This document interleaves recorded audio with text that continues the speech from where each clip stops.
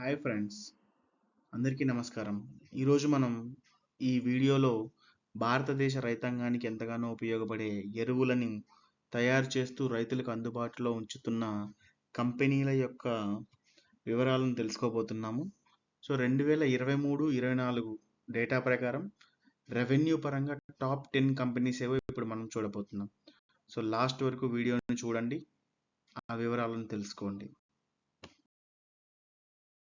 So ఎరువుల సంస్థల గురించి మనం డిస్కస్ చేసుకునే ముందు మన వ్యవసాయం అనేది ఈరోజు ఎలా ఉందో ఒకసారి చూద్దామండి. సో మేజర్గా ఏంటంటే రోజు రోజుకి దేశ జనాభా అనేది బాగా పెరిగిపోతున్నది. పండించే రైతు తగ్గిపోతున్నాడు, పండించే భూమి తగ్గిపోతుంది.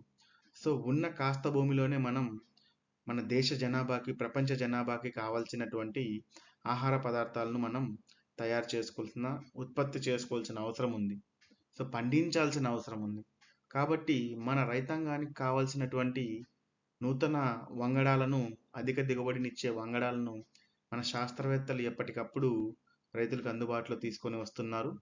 ఎప్పుడైతే ఈ అధిక దిగుబడినిచ్చే వంగడాలను తీసుకురావడం జరిగిందో, అవి భూమిలో ఉన్న పోషకాలన్నింటినీ తీసుకొని, భూమిలో ఉన్న సారాన్ని తీసుకొని అధిక దిగుబడిని మనకి అందించడం జరుగుతున్నది.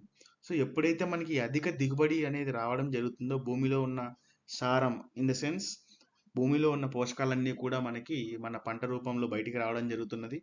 కనుక మనం ఎప్పటికప్పుడు పంట పండిస్తున్నామంటే పంట తీసుకున్న పోషకాలన్నింటినీ కూడా మనం మొక్కలకి, మన భూమికి మళ్ళీ తిరిగి ఇయ్యాలి.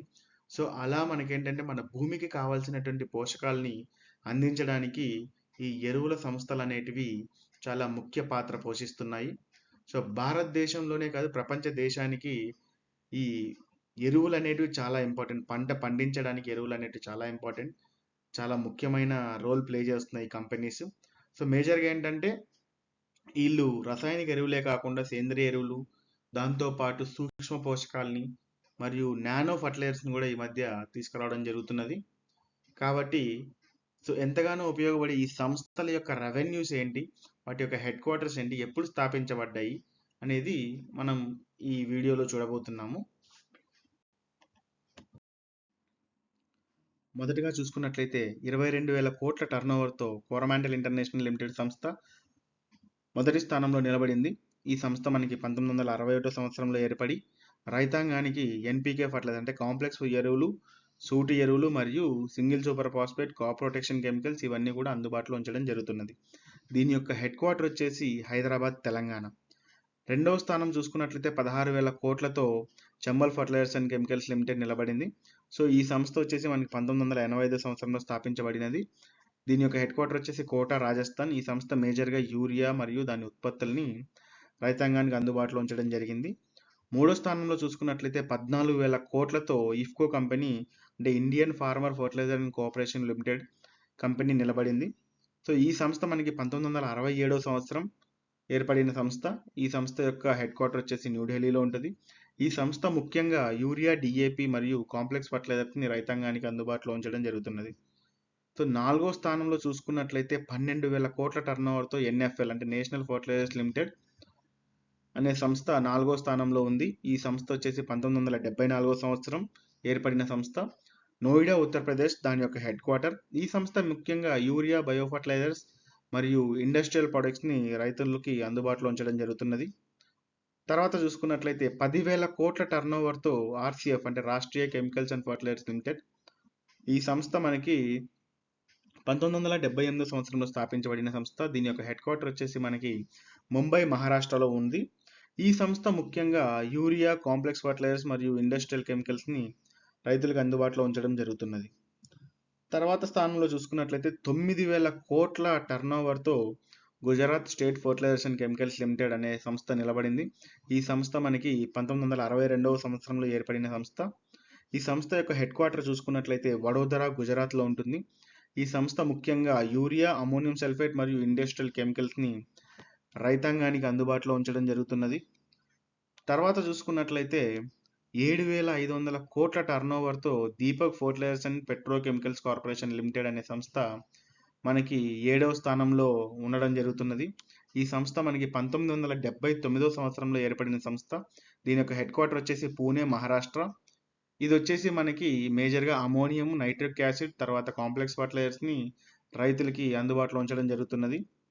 నెక్స్ట్ స్థానంలో చూసుకున్నట్లయితే 4,000 కోట్లతో పారదీప్ ఫాస్ఫేట్స్ లిమిటెడ్ అనే సంస్థ 9వ స్థానంలో ఉందండి. సో ఈ సంస్థ మనకి 1981 సంవత్సరం ఏర్పడిన సంస్థ. దీని యొక్క హెడ్ క్వార్టర్ వచ్చేసి భువనేశ్వర్, ఒడిస్సా.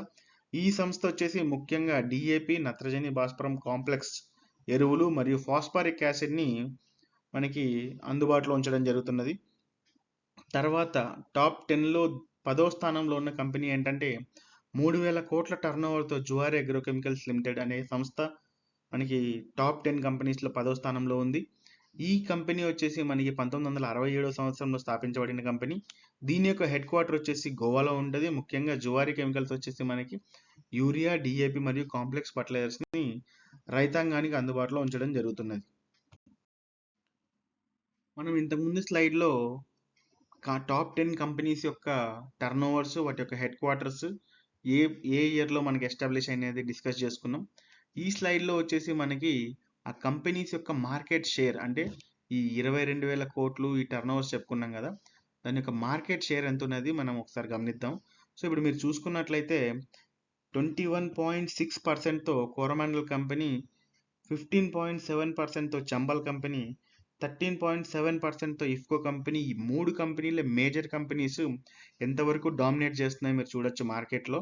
సో ఈ సంస్థలు ముఖ్యంగా మనకి నత్రజని, భాస్వరం, పొటాష్ ఎరువులని రైతులకు అందుబాటులో ఉంచడం జరుగుతున్నది. సో ఈ సంస్థలు కాకుండా ఇతర సంస్థలన్నీ కూడా మనకి తక్కువ మార్కెట్ షేర్తో రైతులకు అందుబాటులో ఉన్నాయి. సో మీరు బాగా గమనించినట్లయితే కోరమాండల్ ఇంటర్నేషనల్ లిమిటెడ్ అనేది చాలా అతి పెద్ద ప్రైవేట్ ప్లేయర్ అన్నమాట మనకి ఎరువుల సంస్థల్లో. దాని తర్వాత మీరు చూసుకున్నట్లయితే చంబల్ మరియు ఇఫ్కో కంపెనీలు ఎస్పెషల్లీ యూరియా తయారీకి మనకి చాలా మేజర్ రోల్ ప్లే చేస్తున్నాయి. పబ్లిక్ సెక్టార్ ఫర్మ్స్ అయినటువంటి ఎన్ఎఫ్ఎల్, ఆర్సిఎఫ్ అండ్ ఫ్యాక్ట్, ఈ 3 కూడా చాలా ఇంపార్టెంట్ రోల్ మనకి ఈ సేంద్రియ ఎరువులు, రసాయనిక ఎరువులు, తర్వాత స్పెషాలిటీ న్యూట్రియంట్స్లో కూడా ఏవైతే సబ్సిడైజ్డ్ ఫర్టిలైజర్స్ ఉన్నాయో వాటిని ఉత్పత్తి చేయడానికి ఈ పబ్లిక్ సెక్టర్ ఫర్మ్స్ కూడా చాలా ఇంపార్టెంట్ రోల్ ప్లే చేస్తున్నాయి. అలాగే స్పెషాలిటీ ఫర్టిలైజర్స్ అండ్ ఇండస్ట్రియల్ కెమికల్స్ని మనకి డెవలప్ చేయడానికి దీపక్ లాంటి కెమికల్స్, అంటే దీపక్ పెట్రోకెమికల్స్ లాంటి కంపెనీస్ కూడా మనకి ఎంతగానో ఉపయోగపడుతున్నాయి. సో మీరందరూ కూడా ఏ కంపెనీకి మార్కెట్లో, అంటే మన భారతదేశంలో ఎంత మార్కెట్ షేర్ ఉన్నదనేది ఒకసారి మీరు గమనించవచ్చు. చూసాక ఫ్రెండ్స్, ఇప్పటిదాకా మనం 2024 సంవత్సరంలో రెవెన్యూ పరంగా టాప్ 10 కంపెనీస్ గురించి డిస్కస్ చేసాము. సో ఈ ఎరువుల కంపెనీలు ఏంటంటే ఎంతో ఇంపార్టెంట్ రోల్ ప్లే చేస్తాయి మన ప్రొడక్టివిటీ పెంచడానికి. సో మనకేంటంటే ఇంకా మన మార్కెట్లో ఆల్రెడీ మనకి సేంద్రియ ఎరువులు, రసాయనిక ఎరువులు, సూక్ష్మ పోషకాలు, డ్రిప్ ఫర్టిలైజర్స్, ఇలా ఎన్నో రకాల ప్రొడక్ట్లు అందుబాటులో తీసుకురావడం జరిగింది. సో లేటెస్ట్గా నానో టెక్నాలజీ కూడా తీసుకురావడం జరిగింది. సో ఇలాంటి మంచి మంచి ఉత్పత్తులు లేటెస్ట్ టెక్నాలజీస్తో న్యూట్రియంట్స్ అనేవి భూమిలో వేస్ట్ అవ్వకోకుండా మనకి ఎక్కువ శాతం న్యూట్రియంట్ ఎఫిషియన్సీ ఉన్నటువంటి ప్రొడక్ట్స్ని తీసుకొస్తూ రైతాంగానికి ఎంతగానో ఉపయోగపడతారని చెప్పేసి నేను మనస్ఫూర్తిగా కోరుకుంటున్నాను. So thanks for watching this video friends. ఇలాంటి ఇంకా ఎన్నో అగ్రికల్చర్ అప్డేట్స్ కోసం మన ఛానల్ని లైక్ చేయండి, షేర్ చేయండి, సబ్స్క్రైబ్ చేయండి. Thank you very much.